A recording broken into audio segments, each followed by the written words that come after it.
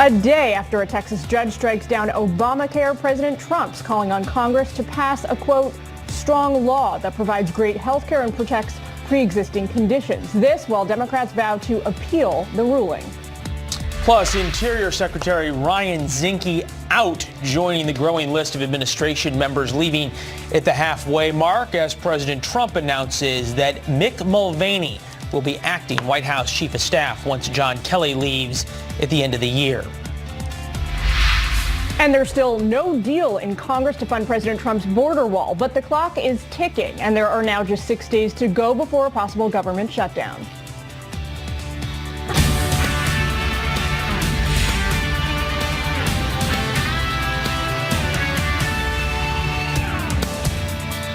Welcome to America's News headquarters today in Washington. I'm Jillian Turner. A cold, wet Saturday in December here in D.C. and negotiations ongoing. 6 days till a possible government shutdown. I'm Leland Vittert. There is major fallout today from a federal judge's decision to declare Obamacare unconstitutional.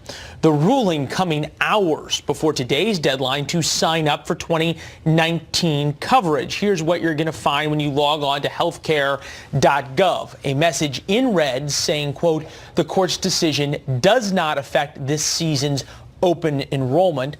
That said, this could affect 17 million Americans who are part of Obamacare and so many more who have private insurance as well. Lauren Blanchard here to break it down for us. Hi, Lauren. Hi, Leland. Well, the law will remain in place for now. Now, despite the ruling, even the White House has said they know appeals are coming. Here's what happened. A conservative federal judge in Texas, Reed O'Connor, ruled the Affordable Care Act invalid because he says when last year's tax bill eliminated the penalty for not having coverage, it knocked out the constitutional foundation, and the judge says Obamacare cannot be separated from that provision. Texas Attorney General Ken Paxton, who initiated the lawsuit, says the judge did the right thing. The taxing power of Congress upholds all of Obamacare. Well, now that the penalty was taken out by Congress at the end of last year in the tax reform bill, the taxing power issue is gone, and therefore the individual mandate falls. The Democrats have a different view, I think, than I can say. And the president and his administration was quick to cheer the decision and call on Congress to pass a replacement. The Democratic Party, which will control the House in just under 3 weeks, is calling the judge's decision one of the most dangerous and consequential attacks on the Affordable Care Act ever. And likely future Speaker of the House, Nancy Pelosi, is saying if the 20 million Americans who have gained health insurance under Obamacare lose it, it's on the other side. Quote, Republicans are fully responsible for this cruel decision and for the fear they have struck into millions of families across America who are now in danger of losing their health coverage. A Fox News poll shows, according to Americans, 33% of voters approve of the way the Trump administration has handled health care, while 56% do not.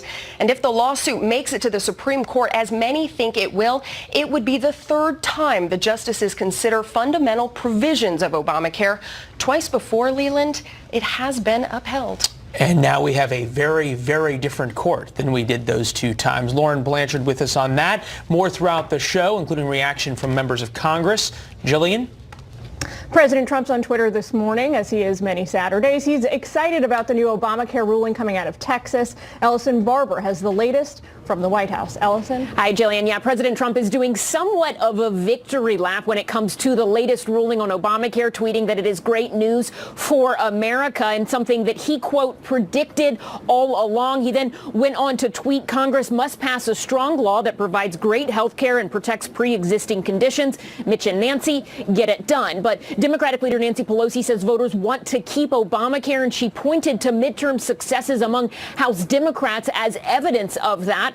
Healthcare is far from the only issue on the president's mind right now. There's the fight over the border wall and the potential for a partial government shutdown, and now more staff changes. President Trump announcing this morning that Secretary of the Interior Ryan Zinke will leave his post at the end of the year. Zinke has been the subject of multiple investigations related to travel habits and potential conflicts of interest. The the Interior Department's Inspector General launched an investigation into a real estate deal that involved a foundation set up by Zinke and a development group backed by the chairman of one of the world's largest oil field service companies. Sources say that Mr. Zinke resigned. The president says Zinke has accomplished much during his tenure. The top Democrat in the Senate says the swamp will be a little less foul without Zinke. Zinke's departure is one of 4 major shakeups since the November midterms. Last week, the president announced that his chief of staff would leave at the end of the year. Budget Director Mick Mulvaney will replace General John Kelly as acting chief of staff. The U.S.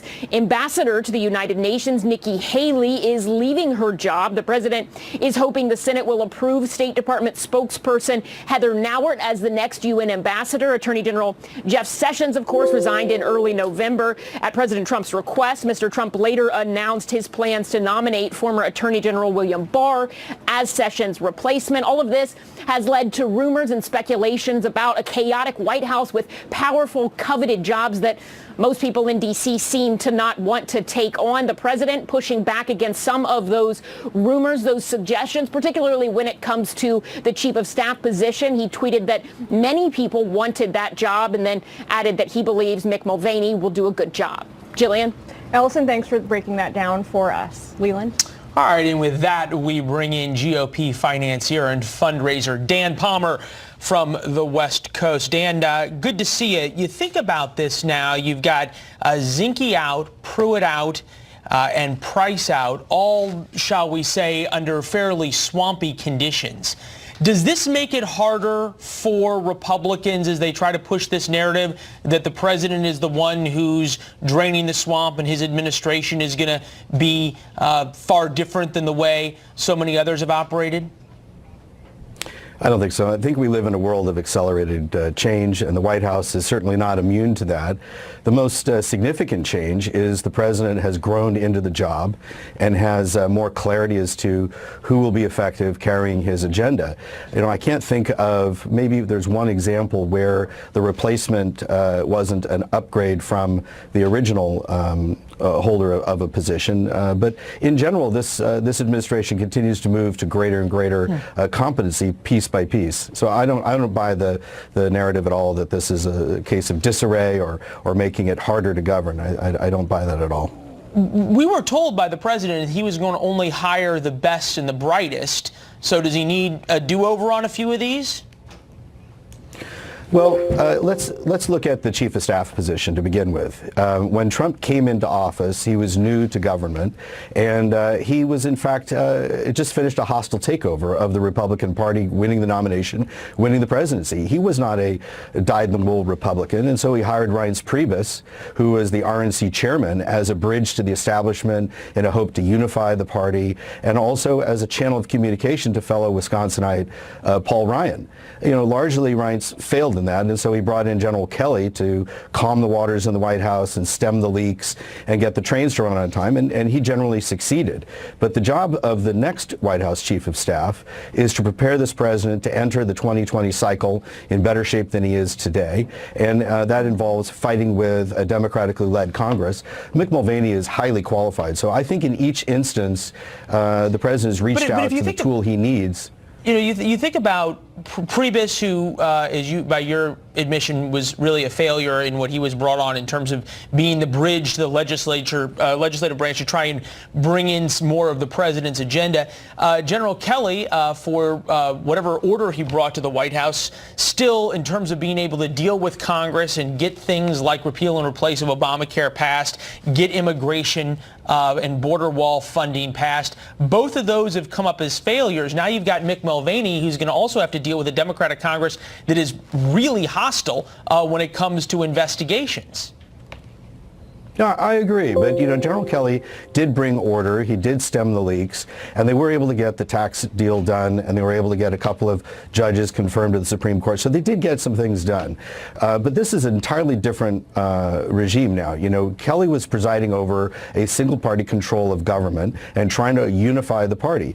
Now it's combat. It's combat with the House led by Pelosi. They're going to be investigating and trying to keep the focus on a series of what really amount to political mistakes mistakes, not legal jeopardy, and try to sully the president with all that. Mulvaney, I think, is certainly capable of fighting that to fight. Your friends, fellow fundraisers, donors, what is their big concern about the next 2 years? If President Trump and Mick Mulvaney can't do blank, we lose in 2020, speaking as a donor. What is the blank? I think the issue really is, to what extent will these investigations, whether they're conducted in the House or through Mueller, what will ultimately shake out? Is there some criminality that really touches the president? So far, we've seen that people like, the ones who have been indicted and so forth, those are crimes unrelated generally to the president. Certainly, they've been brought against these parties to add pressure to them to testify, to try to box in the president. But so long as he stays free of actual criminal culpability, I think he can get back on message and go to the voters with his vision for example, border security, his vision now for free market-driven, personal freedom of choice healthcare. These are the things that I think resonate with the public, and I think he'll meet with some success. Well, as we heard from Lauren Blanchard, Obamacare is actually more popular right now in polls than the president himself. Dan Palmer from Los Angeles. Dan, thanks for getting up early. We'll talk to you soon. Thank you, Leland. All right, Jillian. Now more on our top story this morning, this new ruling by a federal judge out of Texas. He's ruling to overthrow President Obama's signature healthcare legislation. But even without this latest development, Leland, enrollment numbers have dropped. All right, so here are the numbers. At this time last year, more than 4,678,000 people signed up on healthcare.gov. This year, those numbers are down nearly 12%. So as we head into this next year and in light of this court ruling, what exactly does that mean? Healthcare expert, president of GDP Advisors, Seth Denson, here to break it down. Seth, we know that the Trump administration have not exactly been fans of the Obamacare bill. Does that have a lot to do with these numbers being down, or is it because as unemployment has dropped, more folks are getting their health care through their employers? There are a number of things I think that are impacting this. No doubt those that support the president, those that are opposed to the Affordable Care Act in general, are likely not enrolling. But in large part, that's because there's more options now. The president has come out in support of and expanded access to things like short-term health plans and association health plans. But as you alluded to, the economy's up. When the economy's up, people have jobs, and many Americans get their health care through their employer. In addition to that, about 81% of those that do access the individual marketplace under the ACA are doing so through a federal subsidy. When the market's up and joblessness is down, people make more money, and now those people may not qualify for a subsidy any longer. Now, Seth, what about the confusion that, some of this is ultimately going to sow in the industry, in the healthcare industry, in the market for consumers? What are your predictions about the impact this has? The Trump administration's trying to minimize things by saying, open enrollment's not changing, we're sticking to the timetable, but you can't try and tell me anyhow that people are not going to be confused. No question there's confusion. There was confusion throughout the year when we really didn't understand what Congress was going to do, what funding was going to be there. Confusion has been at the center of this entire story for the past 12 months. That said, the benefit of this announcement from the judge in Texas today is that it's coming out on the last day of open enrollment. So many people have already enrolled. A number of those policies that are out there auto-enroll. So once those people just don't do anything, they're going to be automatically enrolled in whatever they had last year, assuming that plan was still in place. And so as we progress and as we move forward, it will be imperatively important for Health and Human Services and the White House to be very clear on message as to how this is going to impact not just Americans accessing the federal marketplace, but those that are getting access to health care without pre-existing conditions as well. You've got the president out there tweeting that Obamacare is unconstitutional. I knew it all along. So many Republicans are sort of dancing on this judge's decision. Yet, as Jillian points out, the administration is saying, no, everything's continuing as normal. We have the message up on the website that we showed you earlier. Don't worry, this doesn't affect open enrollment. Is that tacit approval, at least, or acknowledgement of the fact that if you blow up ACA, Obamacare, whatever you want to call it, without a replacement, you're going to have 17 million people affected, in this bill that is more popular than the president suddenly goes down admission by the Republicans that right now, at least, they don't have a solution for it? Yeah, you know, I feel like this is a movie I've seen the ending to before, right? I mean, we've now had multiple rulings over time that ultimately end up in the Supreme Court. And so I think the White House recognizes this from a political perspective and an optics perspective.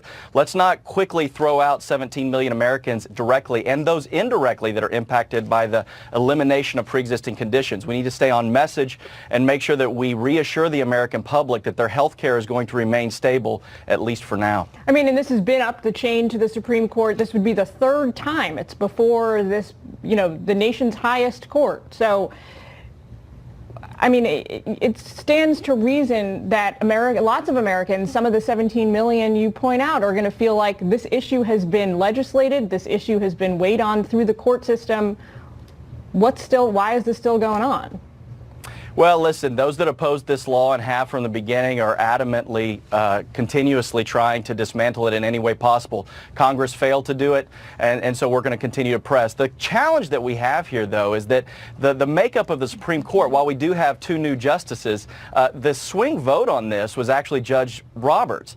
And the key thing that hasn't been discussed by legal minds today is that while the penalty was reduced to 0, the penalty and the mandate is actually still very much law of the land. So constitutionally, I don't believe that this changes anything. And as you point out, it is a different court. John Roberts, the Chief Justice, being the swing vote. Although you have to wonder in chambers if Neil Gorsuch and Brett Kavanaugh would bring at least some different arguments to the discussion when it gets there. Seth, appreciate your time. Thanks so much. Thanks. Thank you. All right. Coming up, President Trump's former national security advisor Mike Flynn awaiting his sentencing next week for lying to the FBI. Why Special Counsel Robert Mueller and his team are pushing back at Flynn's lawyers. Plus, Colorado mom Kelsey Barrett has been missing since Thanksgiving. Police say her fiance was the last person to see her face to face. Why he won't talk to investigators. And we'll get the latest at the border on the repeated attempts of Central American migrants to enter into the United States while Washington debates the funding for President Trump's wall. Is it worth a shutdown? Chuck and I are not in a negotiation of, we're not going for the $5 billion for the wall. We simply are not.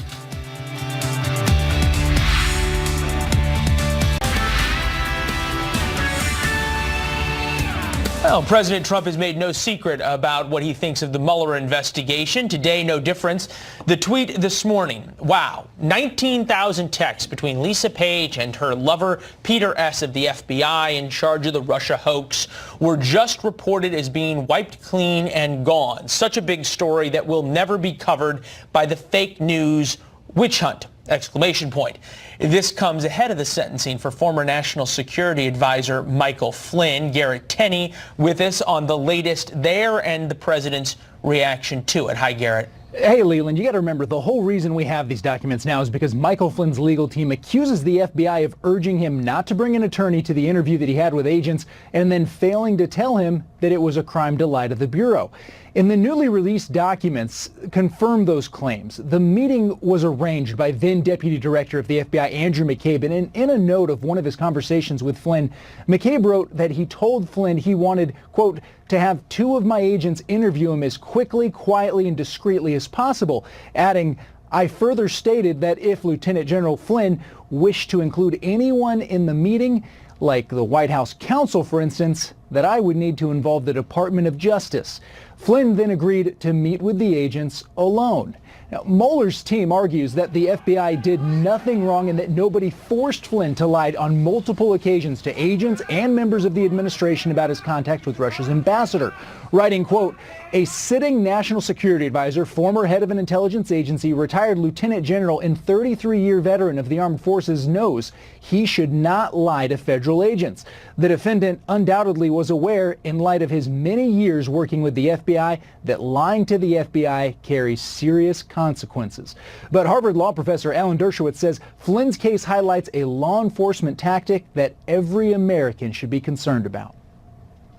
If you're going to commit a crime, commit a crime. But the FBI shouldn't be sending people in telling you not to have counsel and hope maybe you'll commit a crime so that then they can squeeze you and get you to sing or compose. That's not the way American law enforcement should operate, and every civil libertarian, Democrat or Republican, should be concerned about this. Now, Flynn is scheduled to be sentenced on Tuesday, but it's possible with these new filings that the judge could delay that hearing. The special counsel's office has recommended no jail time, though, due to his cooperation with their investigation so far. Leland? Well, and then after the sentencing, we see what the president decides to do on this case. Garrett Tenney in the newsroom over the weekend. Garrett, thank you. Jillian's got a lot more. Joining us now is former Deputy Assistant Secretary for Policy in the Department of Homeland Security and former Senior Counsel to the Kenneth Starr investigation, Paul Rosenzweig. Paul, thanks so much. You are the perfect guest for us to have on set this weekend, so thanks for your time. Thanks for having me. So, first question here. We keep hearing this week that this drumbeat of Mueller's coming to a close. Mueller's bringing the investigation to the finish line based on, I think, the way he's treating witnesses, the sentencing memos that came out this week. Do you share that view of the tea leaves right now? Well, that's a bit of a fair inference, but I think it's a little premature. I mean, Mr. Mueller is still seeking the testimony of Roger Stone, for example, and Jerome Corsi, and those may open up new avenues of inquiry into the allegations of connections between Russia and the Trump campaign. So I think it is fair to say he's nearer the end than the beginning, but I also think it's not fair to... Not to put you on the spot, and we won't hold you to this, but if you had to bet, are we weeks out? Are we months out? Middle of next year. Middle of next year, so yeah, 6 months. More or less, yeah. 6 months, okay. Yeah, that's fair. a guess. And what about, so it seems like with the latest rulings, the latest sentencing memos coming out this week, judges are going kind of all in terms of how seriously they're treating the crimes. You know, with Michael Cohen getting 3 years, he could have maybe gotten up to 6, but it's a significant amount of time. What do you take on that? I think that's right. I mean, irrespective of whether or not President Trump is ever implicated in any criminality, the Mueller investigation has scored a large number of successes involving Manafort, for example, and then the Southern District of New York's investigation of Michael Cohen has produced a fairly significant sentence and jail time for Mr. Cohen. So there's a real seriousness of the criminality that undergirds some of this, again, irrespective of whether or not it touches President Trump. Do you think that President Trump's defense team is doing a good job? How would you grade them? I think they're doing the only thing that they can do, which is try and distance the president from all of the people in his orbit who have gotten into trouble. It's hard to do that. It's hard to distance yourself from your former national security advisor and your former campaign manager, but they really don't. Decades-long attorney. And former decades-long attorney, but you really don't want to be in the same bucket as them. And the best way to do that is to try and minimize their influence, their impact, and their importance. So it's maybe, is it an effective strategy? It sounds like you're saying maybe not, but it's kind of the best option for them. You know, it's to be seen whether or not it's an effective strategy in court. It's certainly an effective strategy with the president's supporters in the public, right? But in the end, I think it doesn't go nearly as far as the president's defense lawyers would like it to with judges, with the prosecutor's office. It's just not credible to say, I didn't know what Manafort was doing.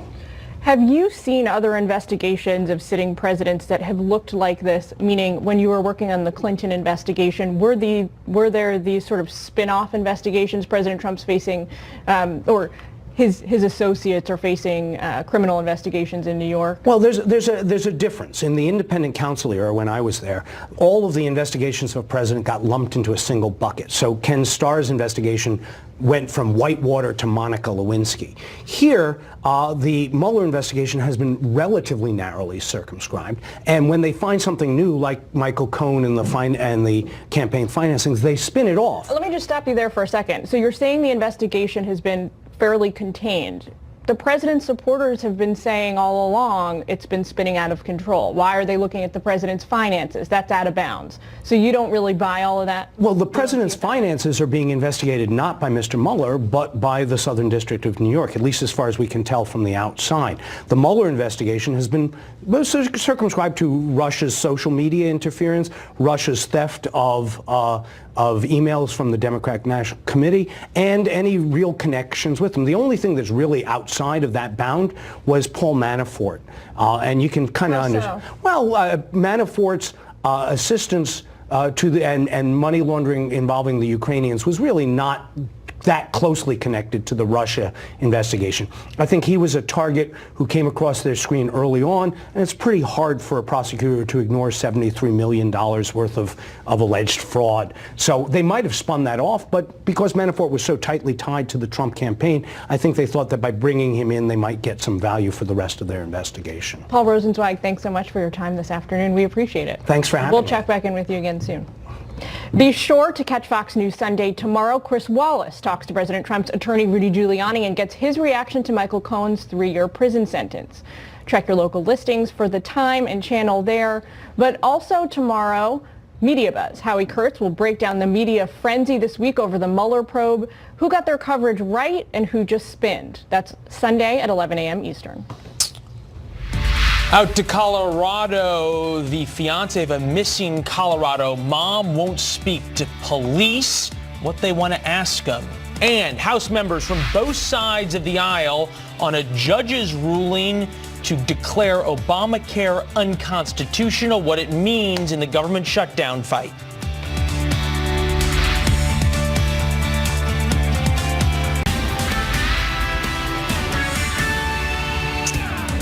Well, welcome back. We are learning more about what a judge declaring Obamacare unconstitutional means to you and your family. This as Democrats and Republicans in Congress, shockingly, point fingers at each other. U.S. District Judge Reed O'Connor ruled yesterday that Obamacare is unconstitutional because Congress got rid of the health care penalty in the new tax plan.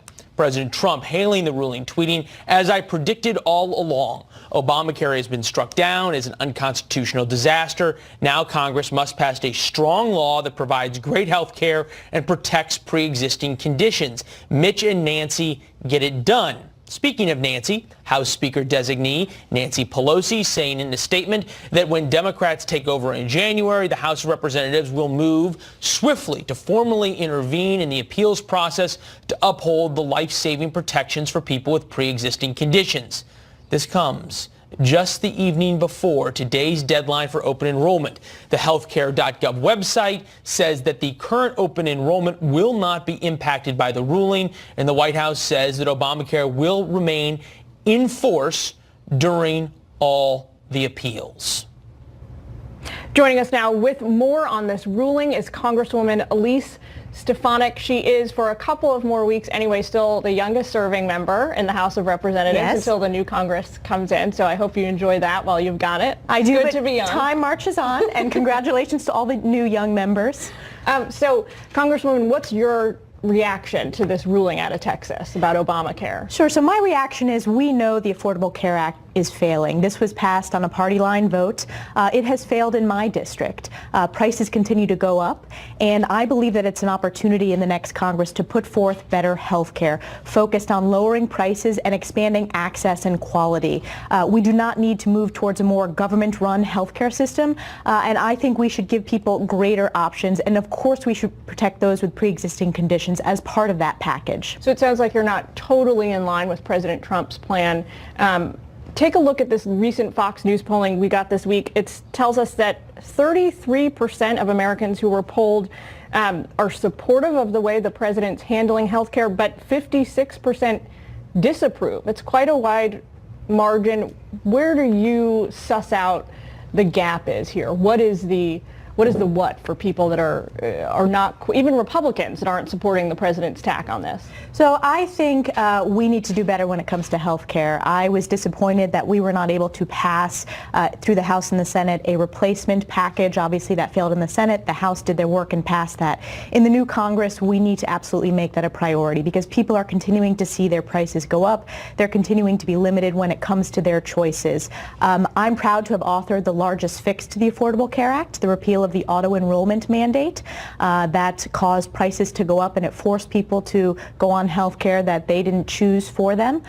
So I think we have an opportunity, and I agree with the president saying that this is an opportunity for the next speaker and Mitch McConnell to step up and get it done on a bipartisan basis. I want to make sure we can get everything in here, but one last quick question on health care. Is there a sense among your colleagues of sort of disappointment now that they weren't able to get repeal or replace done, and now we've got a judge sort of stepping in to help legislate on health care, which should really be the prerogative of the Congress? Yeah, so of course there was disappointment that we were not able to get the replacement package through the Senate. I think it was a learning experience for our colleagues, and I think our voters want to see better health care, which is why that replacement package is going to be so important in the next Congress. I think that's why you see such high disapproval numbers, because people need better health care, and we've seen how the ACA continues to fail.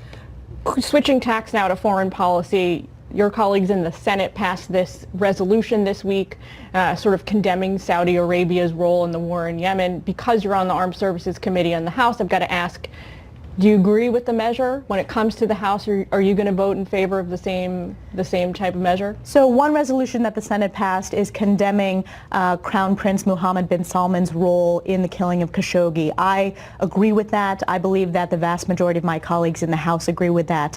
When it comes to our security needs in the Middle East, I think it's important to keep in mind that when it comes to Yemen, we need to make sure that we're countering Iranian influence in the Arabian Peninsula, and we also need to make sure that we're standing up for our national security. I chair the Emerging Threats Subcommittee, which is focused on our counterterrorism, and those alliances with Gulf states are incredibly important. So I think in the next Congress, you will see the House Armed Services Committee continue to ask questions, continue to make sure that we are standing up for our national security, to make sure that Al-Qaeda in the Arabian Peninsula, for example, doesn't continue to grow.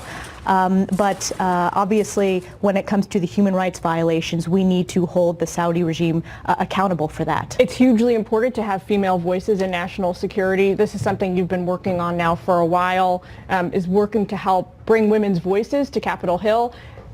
On the staff side, on the political side, on the campaign side. Tell us a little bit about your latest initiative. I think our viewers will find this really interesting. Yes, so we now only have 13 women in the Republican women in the House. That's abysmal. That's a very, very low number. We lost a lot of truly amazing leaders like Mia Love, Mimi Walters. I want to focus on recruiting more women and helping them get through primaries. I ran in 2014. A lot of people didn't think I could successfully win a primary or general election, and I was proud to be the youngest woman ever elected to Congress. I want to help ensure that we're empowering and elevating Republican women's voices, because that's more reflective of the public and it's reflective of Republican voters. Congresswoman, thanks so much for your time today. We loved having you. We'll have you back soon. Thank you. Coming up, we'll get reaction from Democratic Congressman Dave Cicilline about the Obamacare ruling. And police focus new attention on the fiancé of a Colorado mother missing since Thanksgiving as they refuse to give up hope on finding her. Do I think Kelsey's still alive? That's absolutely a possibility, and that is our hope.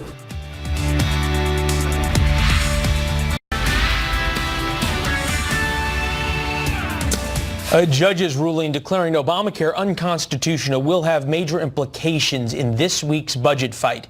We are now 6 days away from a government shutdown, with the president demanding more money for a border wall. To discuss from the other side of the aisle from the segment before, Rhode Island Democratic Congressman David Cicilline. Good to see you as always, sir. Appreciate it. Good to see you. Start now with this ruling out of Texas. There's obviously a huge reaction from both sides of the aisle. Does it really change anything, though, for... Well, I mean, we should remember this is a court decision from a district court judge who leaves in place the Affordable Care Act but makes a declaration that it's unconstitutional. Obviously, if this ruling were permitted to stand, 17 million Americans would lose their health insurance. 133 million Americans who have coverage for pre-existing medical conditions would lose it. Young people could no longer stay on their parents' plan until they're 26. So it would be devastating for the American people. I have every confidence that we're going to join the lawsuit when Democrats take back the House. Yeah. The Trump administration didn't defend the ACA. And that's not to say it's worked perfectly. We have lots of ideas on how to make it work better and build upon its success. But taking it away completely is a big mistake. Let's talk about this from from a political standpoint for Democrats. Democrats won back the House, 40 seats or so, based in large part on running on health care. Does this provide Democrats heading into the next 2 years and then towards November 2020 with a new talking point and a new argument? Well, I think it's more than a talking point or an argument. What we understood from this midterm election is that people are very concerned about their health care. They want to be sure that they can continue to access it. They want us to work together to drive down the cost of health care. They especially want us to make sure we're working hard to drive down the cost of prescription drugs and protect pre-existing condition coverage. We have ideas to do all of that in our Democratic work plan. This will elevate the importance of it because this is a decision which gets rid of the ACA in its entirety. If you look specifically at approval numbers for how President Trump handles health care, he is way underwater there. How do Democrats exploit that in one way or another? You're going to have to work with him in one way or another on getting anything done on health care. How do you exploit it? Well, it's not really a question of exploiting it, but remember, the president offered Trump care. No, I understand, but we want to get stuff done for the American people. Look, the president put forth Trump care, which would have resulted in 38 million people losing their health insurance. They have tried to, in every way, sabotage the implementation of the Affordable Care Act. They've tried to take away coverage for pre-existing conditions. They went to court to fight for that. So I think the American people know that the president just tweeted this morning, time to replace it with something that protects pre-existing conditions. You don't take them in his tweet? Except when he did propose something to replace it, it didn't protect pre-existing conditions. So he says one thing but does another. I think the American people are smart in that. They're watching what he's doing. What he's doing is trying to undo the Affordable Care Act, take away coverage from tens of millions of Americans, and then claim that he's for coverage for pre-existing conditions. The Democrats are going to take care of this. We're going to protect the Affordable Care Act. We're going to strengthen it. We're going to make sure we protect coverage for pre-existing conditions. We're going to drive down the cost of prescription drugs. Rather than exploiting this as an opportunity, let's get things done for the American people. Okay. One thing the president does want to get done is a wall. He says he's willing to shut down the government over it. Is that something Democrats should stand by? Nancy Pelosi earlier was saying she and Chuck Schumer are not negotiating over the $5 billion that he wants. Well, the Republicans will decide whether or not they're going to shut the government down. They control the House, the Senate, and the White House. I think it's a terrible idea to do it. We should keep the government open. Democrats have always supported border security. We added $1.2 billion last time. That money hasn't even been spent yet. So the idea of shutting down the government for a costly, ineffective wall makes no sense. I hope the president comes to his senses. Well, we appreciate the perspective, sir. Don't count on that. We appreciate the perspective. Good to see you, sir. Thank you. Thanks for having me. As always. All right, Jillian. Coming up, a truck exploding in a Los Angeles neighborhood, a terrifying moment for residents there.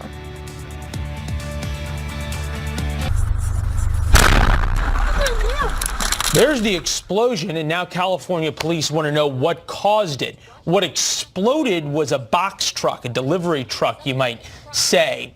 Truck was destroyed. Debris went everywhere. Police had to evacuate a nearby gas station as a precaution. That's the aerial view there. Not much left of the truck. Police say it was likely an accident and may have been caused by a propane tank inside. And now a new development in the search for a missing Colorado mother. That's Kelsey Barrett. Authorities say her disappearance is suspicious, and investigators have issued a search warrant for her fiance's home. Jeff Paul's on the story. Jeff? Yeah, Jillian, we're also learning the fiance of missing Colorado mom, Kelsey Barrett, has not spoken directly with investigators. Police right now are executing a search warrant at the home of Patrick Frazee, which investigators say could take several days to complete. During their latest update, police saying Frazee is only communicating to them through his lawyer. We are asking Patrick to sit down with investigators since he is the last person to talk with Kelsey face-to-face based on our investigation. There have been numerous questions about whether Patrick is a suspect or a person of interest.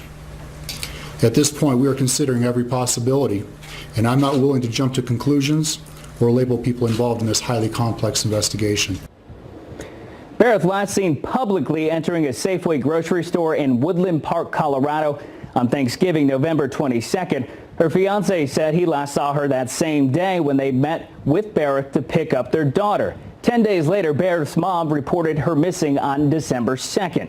Police say her phone was then last pinged on November 25th, hundreds of miles away in Idaho. It's been 23 days that has passed since Kelsey was last seen. Our investigators believe that Kelsey's disappearance is more suspicious and that she is not intentionally avoiding efforts to find her. We are looking at all avenues and our focus is on finding Kelsey. Frazie's attorney released a statement saying that he continues to cooperate with law enforcement and that Frazee was never asked to voluntarily participate in the search of his home. As far as the couple's daughter, police said she is still in Frazie's custody. When asked about that, police saying they have no reason to take the child away at this point. Jillian? Jeff, that CCTV footage is a little bone-chilling. Thanks for that report. Leland? All right, after the break, more changes in the Trump administration, including Secretary Ryan Zinke out, Mick Mulvaney in, Ellison Barber at the White House. Hi, Ellison. Hi, Leland. There have been 4 major staff changes here at the White House since the midterm elections. We will break down all of those in just a minute.